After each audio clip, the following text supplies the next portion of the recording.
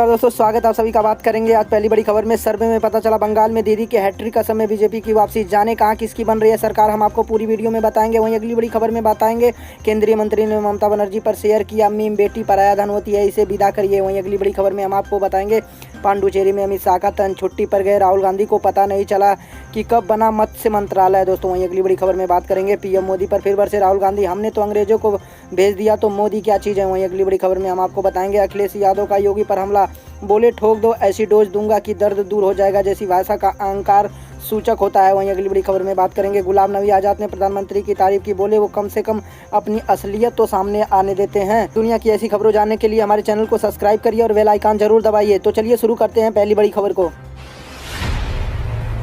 तो पहली बड़ी खबर निकल के आ रही है सर्वे में बंगाल में के दीदी की हैट्रिक, असम में बीजेपी की वापसी। जाने कहां किसकी बन रही है सरकार। दोस्तों हम आपको पूरी खबर बताएंगे। बंगाल समेत 4 राज्यों और एक केंद्र शासित प्रदेश के लिए विधानसभा चुनाव की तारीखों का ऐलान हो गया और अब सबको 2 मई का इंतजार है, क्योंकि इसी दिन मतगणना होगी।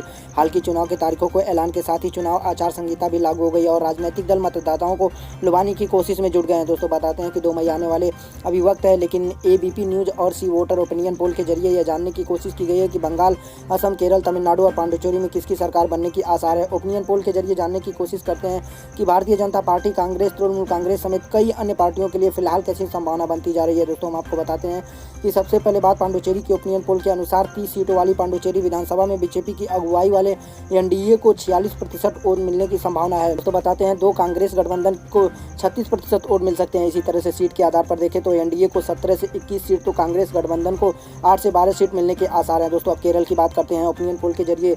अब केरल विधानसभा के बारे में जानते हैं। केरल सीपीआईएम की अगुवाई वाली लेफ्ट डेमोक्रेटिव के खाते में इस बार 83 से 91 सीट जाने की संभावना है और कांग्रेस की अगुवाई वाली यूनाइटेड डेमोक्रेटिव फ्रंट को 47 से 55 सीटों का संतोष करना पड़ सकता है। वहीं बीजेपी के खाते में 0 से 2 सीटें प्राप्त हो सकती हैं। दोस्तों हम आपको बताते हैं अब तमिलनाडु के बारे में।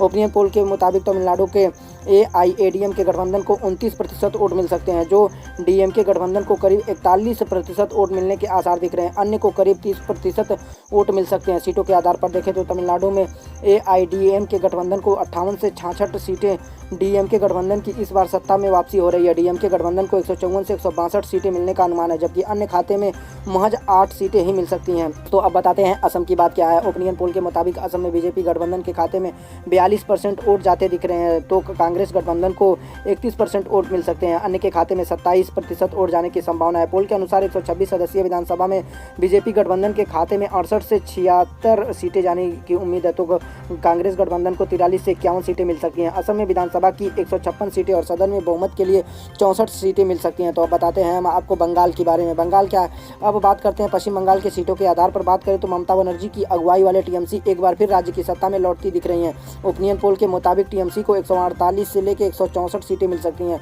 वहीं 200 पार का नारा लगाने वाली भारतीय जनता पार्टी को 92 से 108 सीटों से ही संतोष करना पड़ सकता है। सर्वे के मुताबिक कांग्रेस और लेफ्ट गठबंधन के खाते में 31 से 39 सीटें जा सकती हैं। बंगाल की कुल 294 विधानसभा सीटों में वोट प्रतिशत आधार पर देखें तो टीएमसी को 43%, तो बीजेपी को 38% वोट मिल सकते हैं। वहीं कांग्रेस लेफ्ट गठबंधन को महज 13% वोट ही मिलने के आसार है, जबकि बंगाल में 2016 में हुई विधानसभा चुनाव में टीएमसी ने 211, कांग्रेस लेफ्ट में 76, बीजेपी ने 3 और अन्य ने 2 सीटें जीती थी। दोस्तों वहीं अगली बड़ी खबर निकल के आ रही है। केंद्रीय मंत्री ने ममता बनर्जी पर शेयर किया मीम, बेटी पराया धन होती है, इसे विदा करिए और बाद में पलटे। दोस्तों हम आपको पूरी खबर बताते हैं। पश्चिम बंगाल में होने वाले विधानसभा चुनाव से पहले भाजपा और तृणमूल कांग्रेस के तलवारें खींची गई हैं। दोनों ही पार्टियों के नेता एक दूसरे पर टिप्पणी करने में जुटे हुए हैं। कई बार तो इन टिप्पणियों का स्तर काफी आक्रामक होने के साथ साथ नीचे तक गिर चुका है। इसके बावजूद दोनों पार्टियों पीछे हटने के लिए तैयार नहीं है। ताजा मामला केंद्र सरकार में मंत्री और बंगाल से सांसद बाबुल सुप्रियो से जुड़ा है। सुप्रियो ने फेसबुक और ट्विटर पर ममता बनर्जी का एक मीम शेयर किया, जिसमें कहा था कि बेटी पराया धन होती है, इस बार विदा कर देंगे। उनके एक मीम को लेकर टीएमसी के साथ साथ भाजपा के कुछ नेताओं ने भी आपत्ति जताई। दोस्तों बताते हैं कि बाबुल सुप्रियो की ट्वीट में क्या आपत्तिजनक बातें थी। बता दें कि टीएमसी ने इस बार चुनाव में नारा दिया है, बंगाल को सिर्फ अपनी बेटी चाहिए और कोई नहीं। इस पर पलटवार करते हुए बाबुल सुप्रियो ने मीम शेयर किया। इसमें ममता बनर्जी की माइक पकड़े एक तस्वीर है, जिसमें हिंदी में लिखा है, मैं बंगाल की बेटी हूँ। ममता की तस्वीर के नीचे केंद्रीय गृह मंत्री अमित शाह के हाथ जोड़े एक तस्वीर लगी है, जिसमें लिखा है कि बेटियां पराया धन होती हैं, इसे विदा कर दीजिए। दोस्तों बताते हैं कि बाबुल सुप्रियो के ट्वीट के बाद सोशल मीडिया पर लोगों ने मीम को दोस्तों अगली बड़ी खबर निकल के आ रही है। पांडुचेरी में अमित शाह का तन छुट्टी पर गए, राहुल गांधी को पता ही नहीं चला कब बना मत्स्य मंत्रालय। दोस्तों हम आपको पूरी खबर बताते हैं कि पूरी खबर क्या है। दोस्तों बताते हैं, पांडुचेरी में विधानसभा चुनाव का बिगुल बजते ही पार्टियों के प्रचार प्रसार का काम तेज हो गया है। रविवार को केंद्रीय मंत्री अमित शाह प्रदेश के करगिल में जनसभा को संबोधित करते हुए कांग्रेस पर जमकर बरसे। कोई समर्पित मत्स्य मंत्रालय नहीं होने का दावा करने को लेकर अमित शाह ने राहुल गांधी पर निशाना साधते हुए कहा कि कांग्रेस नेता छुट्टी पर थे और एनडीए ने साल 2019 में ही इसका गठन कर दिया। शाह ने दावा किया कि वह अपने राजनीतिक अनुभव के आधार पर कहते हैं कि इस चुनाव में पांडुचेरी में बीजेपी के नेतृत्व में एनडीए की सरकार बनने जा रही है। शाह ने कहा कि कुछ दिन पहले कांग्रेस नेता राहुल गांधी पांडुचेरी आए थे और सवाल किया था कि यहाँ मत्स्य विभाग क्यों नहीं है। उन्होंने पता ही नहीं कि साल 2019 में ही नरेंद्र मोदी सरकार ने मत्स्य पालन विभाग शुरू कर दिया। शाह ने कहा कि मैं पांडुचेरी की जनता से पूछना चाहता हूँ कि जिस पार्टी के नेता 4 टर्म में लोकसभा हैं, उनको ये मालूम ही नहीं कि 2 साल में देश में मत्स्य पालन विभाग शुरू हो गया है। वो पार्टी पांडुचेरी का कल्याण कर सकती है। शाह ने इस दौरान प्रदेश की पूर्ववर्ती कांग्रेस सरकार पर आरोप भी लगाया। उन्होंने कहा कि नरेंद्र मोदी के प्रधानमंत्री बनने के बाद ही केंद्र सरकार पांडुचेरी को पूरे देश में मॉडल राज्य बनाने की कोशिश कर रही है। पीएम मोदी ने 115 से ज़्यादा योजनाएं यहाँ के लिए भेजी, लेकिन कांग्रेस सरकार ने इन योजनाओं को जमीन में उतरने ही नहीं दिया। शाह ने कहा कि पांडुचेरी में भ्रष्टाचार की गंगा को बहाने का काम नारायणसामी की सरकार ने किया है। 15,000 करोड़ रुपए भारत सरकार ने यहाँ विकास के लिए भेजे हैं। क्या आपके गांव में ये पैसा आया है? नारायणसामी की सरकार ने ये 15,000 करोड़ रुपए गांधी परिवार की सेवा में दिल्ली भेज दिए।